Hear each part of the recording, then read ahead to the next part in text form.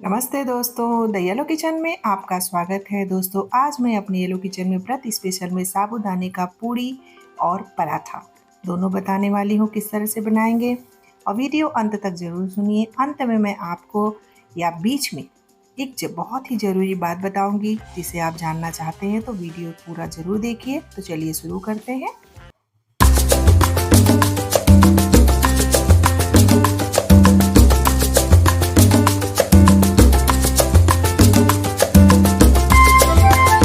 तो दोस्तों, यहाँ गैस पर मैंने कढ़ाई रख दिया है और यहाँ पे 1 कप मैं बड़े साइज़ वाला साबूदाना ले ली हूँ। अगर आपके पास बड़े साइज़ वाला नहीं है तो छोटे साइज़ वाला भी साबूदाना चलेगा।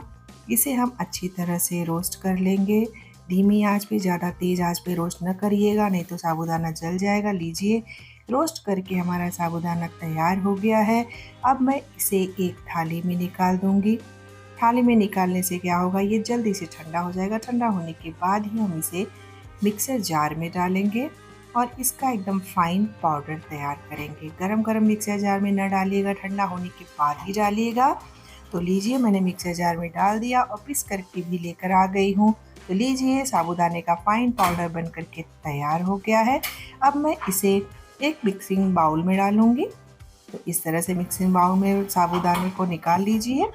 अब इसमें मैं 4 मीडियम साइज़ के उबले हुए आलू को मैंने कद्दूकस कर लिया है, इसे भी इसमें डाल दूँगी।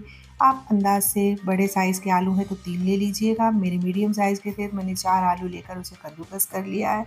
इसमें अब मैं मिर्ची और अदरक का बारीक कुटा हुआ पेस्ट डाल रही हूँ। उसके बाद इसमें मुट्ठी भर में हरी धनिया डाल दूँगी, फ्रेश हरी धनिया। और इसमें मैं अब डालूँगी काली मिर्च पाउडर, उसके बाद स्वाद अनुसार नमक।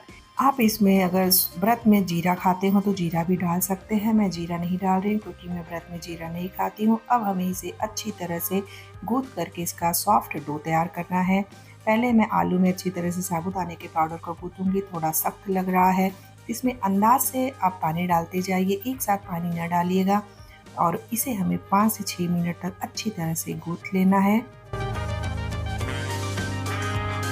अब हम इसे आधे घंटे के लिए ढक करके साइड में रख देंगे। अभी डो थोड़ा सख्त लग रहा है, जैसे कि आधे घंटे रखने से साबूदाना पूरी तरह से फूल जाएगा। तो चलिए, तब तक हम चटनी बना लेते हैं।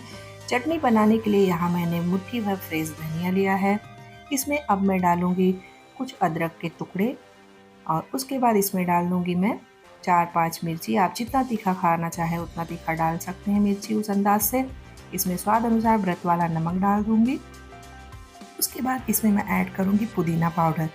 पुदीना पाउडर किस तरह से बनाते हैं इसका लिंक मैं आपको डिस्क्रिप्शन बॉक्स में ज़रूर दे दूँगी।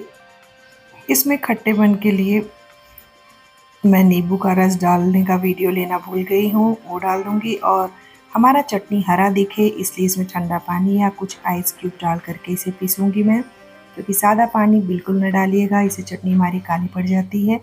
तो लीजिए, चटनी हमारी हरी हरी पीस करके तैयार हो गई है और बहुत ही टेस्टी चटनी बनती है दोस्तों। पुदीना और धनिया की चटनी इस तरह से बना लीजिए और गर्मा गर्म पूरी और पराठे के साथ आप इस चटनी को एंजॉय कर सकते हैं। तो इस तरह से चटनी बना के आप 2 से 3 दिन तक एयर टाइट कंटेनर में रखकर यूज़ भी कर सकते हैं। तो चलिए, हम डो की तरफ देख लेते हैं। जो हमारा थोड़ा फूल करके सख्त हो गया है, तो इसमें हम थोड़ा थोड़ा पानी डाल करके डो को एकदम सॉफ्ट गूँथ लेंगे। 5 से 6 मिनट का टाइम लगता है इसे फिर से गूँथने में।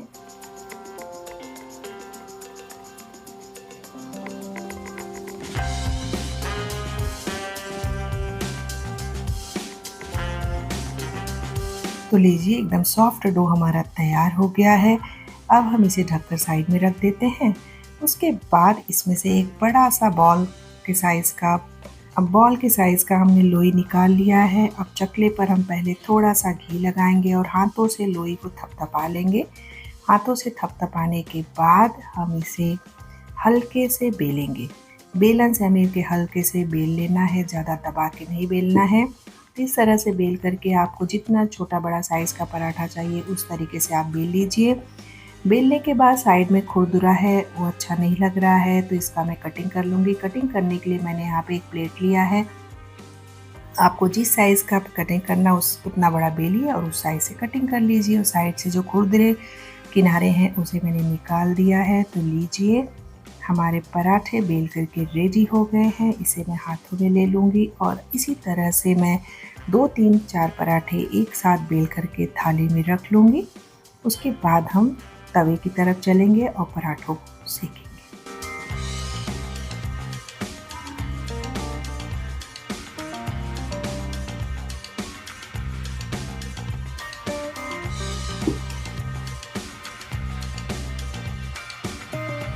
इस तरह से मैंने पराठों को बेल लिया है। तो चलिए लगे हाथ मैं पूड़ी भी बेलना बता दे रही हूँ। पूड़ी के लिए मैंने एक छोटी सी कटोरी ली है। आपको जितने बड़े साइज़ की पूड़ी चाहिए उस साइज़ की कटोरी लेकर उसी कटोरी से आप पूड़ी को भी कटिंग कर लीजिए। तो लीजिए मैं छोटी छोटी पूड़ी भी कटिंग कर ली हूँ। तो इसी तरह से मैं बहुत सारी पूड़ी और पराठे एक साथ कटिंग करके साइड में रख लूँगी। फिर मैं गैस पर चढ़ा दूँगी नॉन स्टिक तवा और तवे पर पहले मैं थोड़ा सा घी स्प्रेड करूँगी। घी स्प्रेड करने के बाद इसमें मैं पराठे को डाल दूँगी। अब हमें ज़्यादा कुछ नहीं करना है। धीमी आंच पे पराठे को उलट पलट करके जिस तरह से आप पराठा सेकते हैं उस तरह से इसे सेक लीजिए। ज़्यादा तेज़ आंच पे मत सेकिएगा। धीमी आंच पे इसे में उलट पलट के एकदम करारा सेक लेना है। जो मैं आप सबको एक ख़ास बात बताने वाली थी, तो बात ये है कि हम सोचते हैं कि पराठे को हम टिश्यू पेपर में रखें तो तेल सब टिश्यू पेपर एब्ज़ॉर्ब कर लेगा। तो ऐसी गलती बिल्कुल ना करिएगा, क्योंकि पराठे को अगर हम साबूदाने के पराठे को टिश्यू पेपर में रखते हैं तो टिश्यू पेपर जो है पराठे पे चिपक जाता है, पूरा पराठा हमारा जो है वो ख़राब हो जाता है। दोस्तों आप भूल करके भी टिश्यू पेपर में पराठे को बिल्कुल ना रखिएगा। तो लीजिए देखते ही देखते हमारा पराठा बन करके तैयार हो गया है। साबूदाने का एकदम हेल्दी पराठा व्रत में आप बनाइए और एंजॉय करिए। बहुत ही सॉफ्ट, बहुत ही टेस्टी पराठा बना हुआ है। देखिए कितना अच्छा पराठा बन करके तैयार हुआ है। तो अब पराठे के बाद हमारी बारी आती है पूरी बनाने की। तो चलिए हमने पूरी जो कटिंग करके रखे हैं उसे अब हम तल लेते हैं। तो यहाँ मैंने कढ़ाई में घी ले लिया है। अब उसमें मैं एक एक पूरी को डालूंगी और जिस तरह से भाई पूरी तलते हैं उसी तरह से इसे भी तल लीजिए। एक साथ 2-3 मत डालिएगा, नहीं तो एक दूसरे से चिपक जाता है। तो एक एक दो डाल करके आप पूड़ी को तल सकते हैं। तो दोस्तों इस तरह से हमारे साबूदाने की पूड़ी भी बन करके तैयार हो गई है। आप इस तरह से झट से साबूदाने को पीस करके पूड़ी या पराठा बनाकर व्रत में खा सकते हैं और बहुत ही हेल्दी होता है। आप इसे घी में तलिए, बहुत ही हेल्दी होता है। लीजिए मैं आपको तोड़ के दिखाती हूँ पूड़ी को। बहुत ही फुली फुली हमारी पूड़ी बन करके तैयार हुई है। तो आप भी इस नवरात्रि के व्रत में साबूदाने का पूड़ी और पराठा बना करके दही और हरी हरी चटनी के साथ एंजॉय कर सकते हैं। इसे दही के साथ खाने में भी बहुत ही टेस्टी लगता है। तो दोस्तों आप भी साबूदाने का पूड़ी और पराठा बनाइए, खाइए, एंजॉय करिए। और अगर अब तक आप मेरे चैनल को सब्सक्राइब नहीं किए तो प्लीज़ सब्सक्राइब करके मेरे चैनल को सपोर्ट करिए। फिर से मैं एक नए रेसिपी के साथ अगले वीडियो मिलूँगी।